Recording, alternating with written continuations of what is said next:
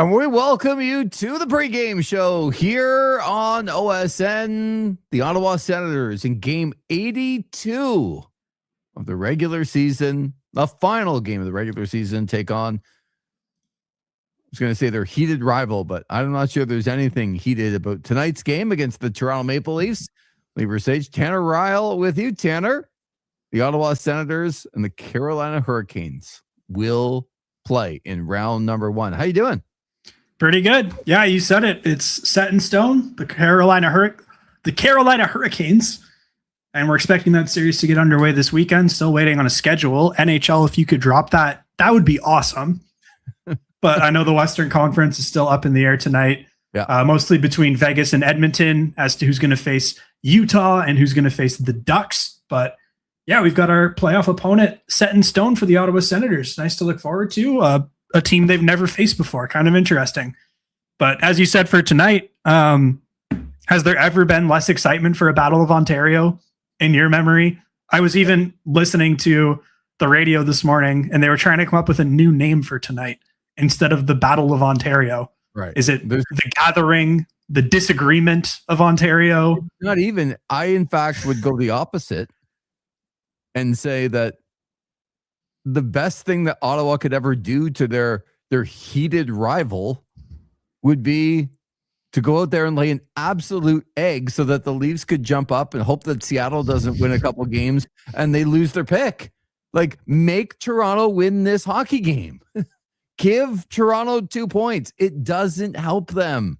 It hurts them. Like, I've never seen a scenario where it actually benefits Ottawa and a whole bunch of other teams if they go out and make sure that they lose to the Toronto Maple Leafs tonight.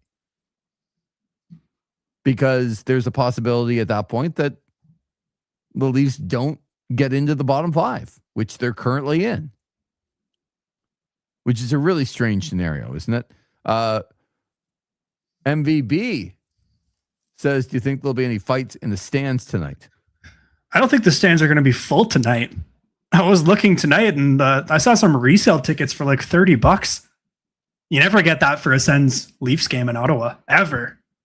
Well, I can't even imagine. Like, it actually benefits Ottawa to lose tonight. And for Leaf fans, it also benefits them to lose. Like, they want to stay in that bottom 5, right? They do not want to win. The fans don't want the team to win. I mean, like, the players, they go out there. You can't control that. Like, if players are out there, performing for jobs or whatever they're doing, they don't care about the draft pick that's going to replace them in 4 years. Like, they do not care. And they never will, and they never have. And we all talk about this, but we talk about it from the fan perspective. And the fans do not want the Leafs to win. Fans of Toronto do not want the Leafs to win tonight. They want to keep that pick. So that's super interesting. See, MVB, I need more than this. We need more than this. Perhaps Leaf fans already spent their money on tea times. Come on. We need better than that. They've been out of it for a long time. Don't bring that on game 82. They've been out for weeks. All right, Tanner, your first instinct when you knew the Ottawa Senators were going to face the Carolina Hurricanes. Oh boy. Like, first reaction, first instinct. That's kind of what it is. It's we've been talking about it for the last couple of shows. It's kind of a mixed bag where this is possibly the toughest opponent that you could pull in terms of playoff experience and wins there, right up there with Tampa probably in the East for favorites to come out of there. This is a team that does not lose in the first round. Mm-hmm. Looking at the Atlantic pathway, yeah, it's probably going to be tougher to come out of that division overall, but you still got to win a round here. And the Carolina Hurricanes do not lose in the first round. Yeah. That said, go ahead. That said, it is a team that they handled pretty convincingly last week. Remember Taylor Hall's comments saying that the Ottawa Senators play like a playoff team. Mm-hmm. The team's been playing some great hockey. I think there are some advantages they have over the Carolina Hurricanes. But there are a few too many Senators fans, I think, that are taking the Carolina Hurricanes way too lightly. I fully agree with that. Like, I don't care how well the Ottawa Senators have played over the last 2 months. Carolina hasn't needed to play that well because they've been out front all year long. They've never had to worry. This is what they do. And so, yes, I think Ottawa's playing well, but this is where it comes from, Tanner. Like, even on TSN today, there's a question. Do the Sens have the best shot at ending Canada's Cup drought? And it's like, look, I get they've played really good hockey. I would love for them to win. Like, that would be awesome for everyone around. They've played really well. The Edmonton Oilers have got to Game 7 of the Stanley Cup final in back-to-back years and have the 2 of the 4 best players on the freaking planet. I'm going to take Edmonton. Like, when do we get, I'm going to get fired up here, but I'll save it for the post-game show. When do we get to a point where, honestly, the regular season, everyone bases all of their opinions on what teams in the regular season do? And it's crazy to me. Like, yeah, the Oilers have had a bit of a tough time getting in, but would you want to play the Edmonton Oilers right now? Like, no. And go up against Connor McDavid, who's lost in back-to-back Stanley Cup final Game 7s and the gold medal game this year? No, thank you. Like, no thanks. And so I'm just telling everybody to be a little bit wary of the fact that this is a different season. And the teams that are in, like Carolina, who gets in most years, have had their eye on this weekend or next week, the first round, for a very long time. And this is a very good hockey team. And it's not to underscore or take away what the Ottawa Senators in the last 2 months have done. They've been incredible. I didn't think they would get there. They did. They lost Sanderson. They lost Shabbat. They still got there. Allmark, okay. Not great. Still got there. They're a really good team. But does Ottawa have the best shot at ending Canada's Cup drought? That's the story. The Montreal Canadiens have 106 points.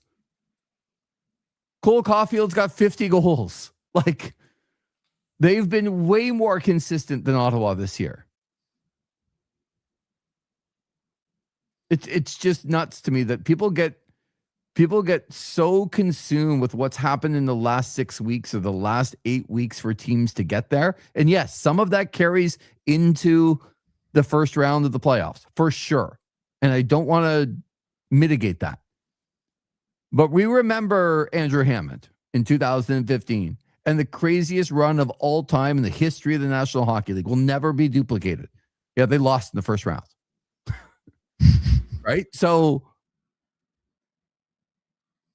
it's going to be hard against this Carolina Hurricanes team.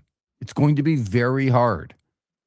And for people looking past it to go, hey, oh yeah, we'll get Pittsburgh in the next round, and they're not that good this year, and then we'll be in the conference final, and who knows who will be there, who will be facing. Like, come on. Just focus in on trying to beat a very, very good team. I would say this is a great matchup. And this is where I would argue with you and other people on other days. The Carolina Hurricanes got Zippo for finishing first in the East. They got a really good Ottawa team. Like, yeah, that is their prize. They didn't get the worst of the worst team in the playoffs. They got literally the best team in the NHL in the last 2 months. That is their prize, which I think the whole format needs to be changed because of that. Right? Like, Carolina would have got Philadelphia way better.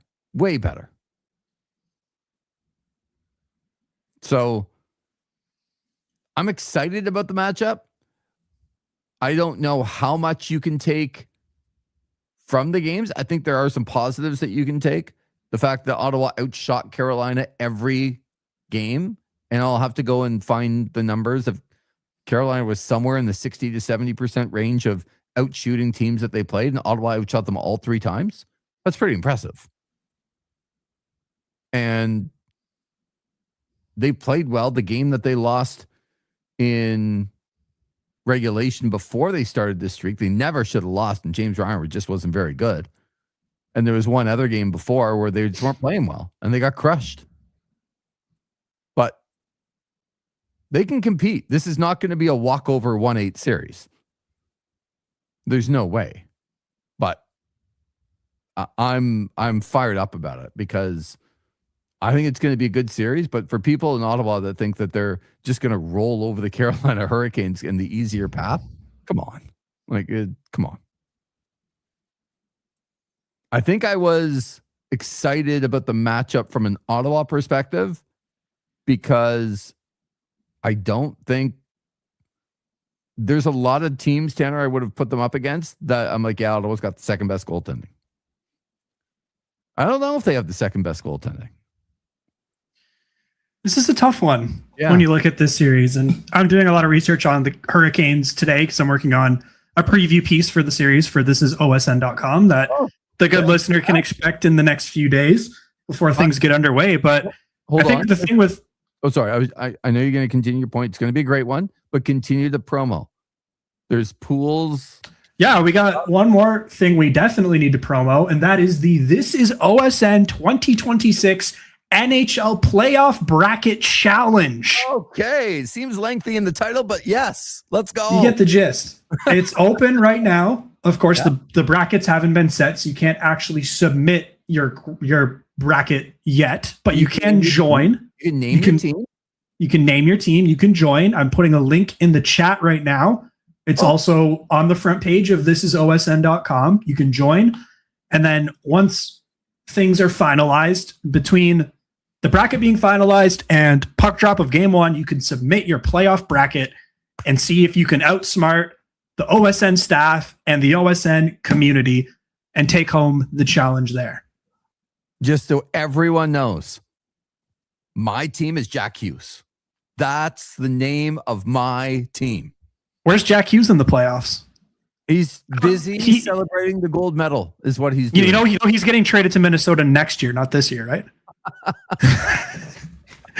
But yeah, that's the other way around, Tanner, but that's okay. You know, you hold on to that.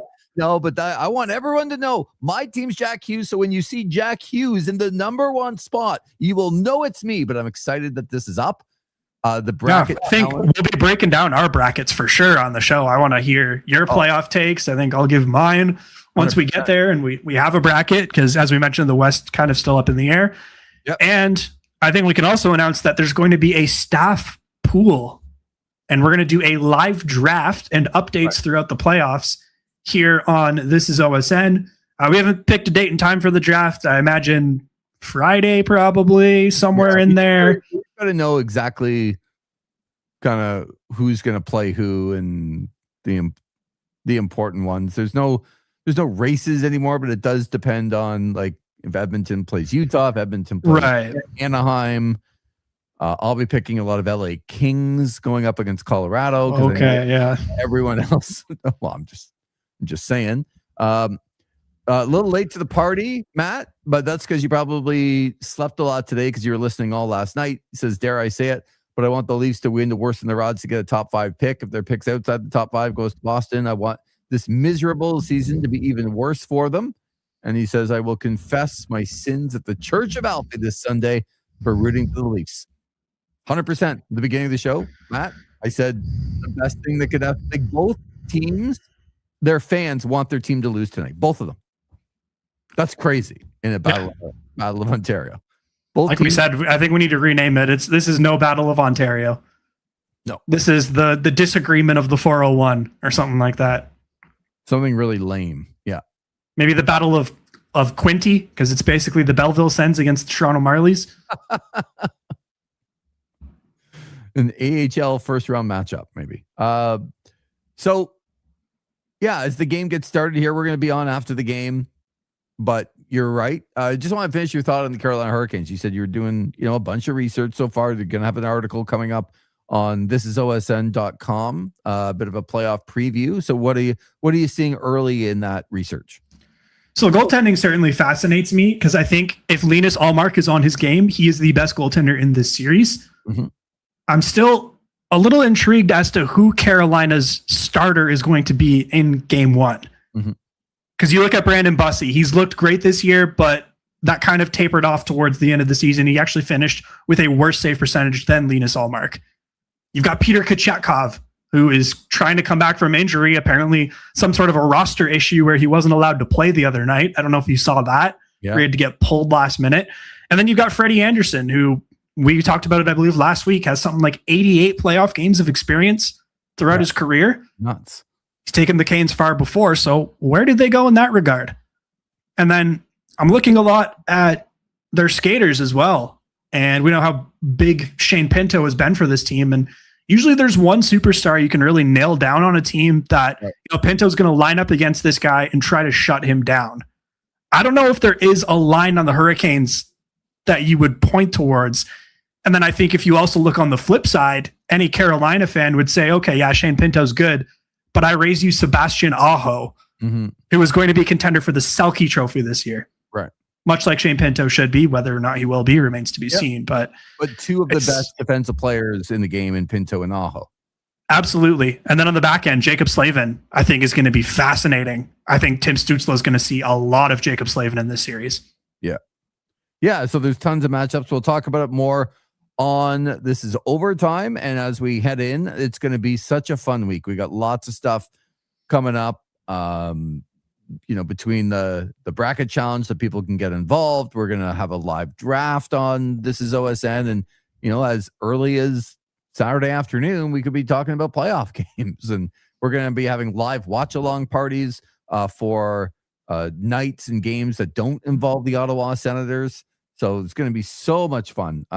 We will see you after the game, Tanner. I'm going to continue construction in the palatial estates of the OSN studios. The game will be on, but for everyone hoping that Ottawa loses, the Toronto fans hoping Toronto loses, we'll just start talking playoffs again after the game. Yeah, I think your big thing tonight is just you hope nobody gets hurt. Yeah, because if Shane Pinto gets injured tonight, oh boy. Yeah, that would that would not be good. But that's literally all you care about is your team coming out healthy. So enjoy it if you can, but make sure to be with us after the game on This Is Overtime. Thanks, Tanner. We'll talk to you in a couple hours. Sounds good. This is Overtime immediately following the Leafs and the Ottawa Senators tonight here on OSN.